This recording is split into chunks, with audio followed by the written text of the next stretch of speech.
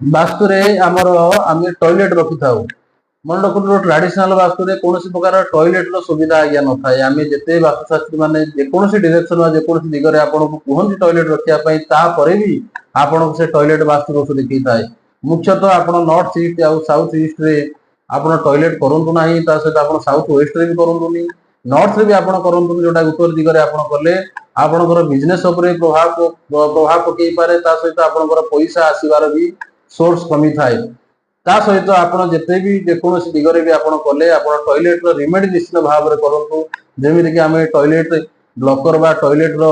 आम किसी जोटा कि इंस्ट्रूमेंट आम लगे टॉयलेट ब्लॉकर द्वारा आम ट्रिटमेंट कर सहित आप मेटाल स्ट्रिप द्वारा भी आप ट्रीट करेंगे सहित आपंकर टेप द्वारा भी ट्रीट करेंगे आउ विभिन्न प्रकार पिरामिड जमी पायरा बैंड हो